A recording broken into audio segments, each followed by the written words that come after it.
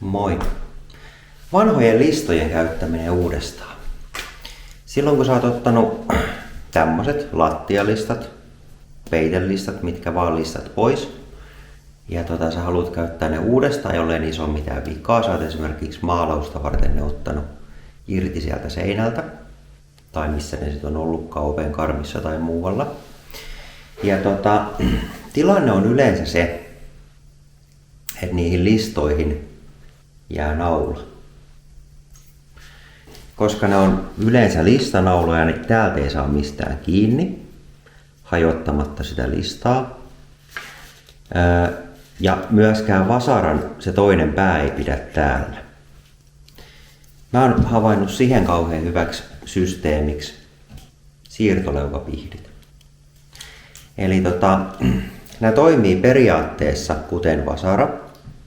Otetaan tuosta aika juuresta kiinni, naulan juuresta, puristetaan kunnolla ja lähdetään taivuttamaan näin. Niin se vetää sen naulan sieltä aika kivasti ulos. Ja koska tässä naulassa ei ole semmoista suurta kantaa, niin vahinko tälle listalle on aika pieni. Käytännössä ei eroa siitä, että siinä olisi se naulaton jälki. Ja sitten kun sä naulaat ne listat uudestaan kiinni, niin kun suunnilleen tähän samaan paikkaan ammut sen listanaunaimella sen naulan, niin silloin se on aika kivan näköinen. Voin näyttää tästä vielä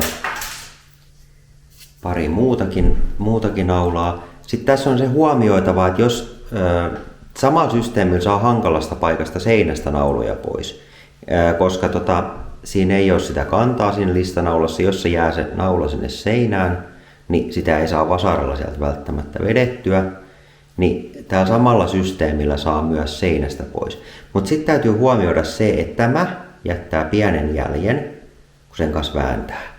Eli jos sä väännät esimerkiksi tuolta lattialistasta, niin älä väännä näin ylöspäin, koska silloin se jälki saattaa tulla seinään siihen kohtaan, missä se ikään kuin näkyviin. Vaan jos me kuvitellaan, että tämä olisi nyt lattiassa tai seinässä oleva ja lattia menisi tässä kohtaa, tämä naula on seinässä kiinni, niin väännä se sivuttain. Eli niin päin, miten se lista sitten tulee sen peittämään. Samaten jos oven karmista otat naulaa pois tai muualta, niin väännä se niin, että pihtien selkäosa, mitä vasten ikään kuin väännät, niin se jää piiloon se jälki, minkä se tekee. Sitten joskus käy niin, että se on sen verran tiukka, että se ei tule kerralla sieltä. Niin sitten kun sä otat uudestaan tosta kiinni, tän voi esimerkiksi vääntää vähän suoraksi tän naulan tästä ja ottaa uudestaan kiinni, sitten siihen saa taas enemmän voimaa.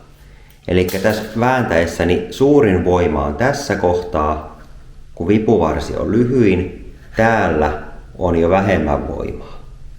Niin silloin kun siitä pari kertaa ottaa siitä naulasta uudestaan kiinni, niin jos se on oikein kovin siellä, niin saattaa lähteä paremmin. Mutta hyvälaatuiset siirtoleukapihdit, joissa on tämä hammastus täällä suunnilleen kunnossa, että ne ottaa kiinni, niin on tähän listojen uudelleen käyttämiseen ihan oivallinen vaihtoehto. Siis siihen naulojen poisto-osioon. Sitten tietenkin kun ne listat laitetaan sinne seinään tai karmiin tai muualle, niin siihen tarvitaan viimeistelynaulain. Ja sitten ne täytyy myös katsoa sieltä vähän vanhoista jäljistä, että missä kohtaa ne on ollut, koska ne on tietenkin tietyn pituiset nämä listat. Eli ne täytyy mahdollisimman samaan paikkaan laittaa, niin silloin ei jää semmoisia ikäviä rakoja sinne. Mutta tässä vanhojen peitelistojen, lattialistojen ja muiden vastaavien uudelleen käyttämiseen pikkuinen vinkinpoikainen.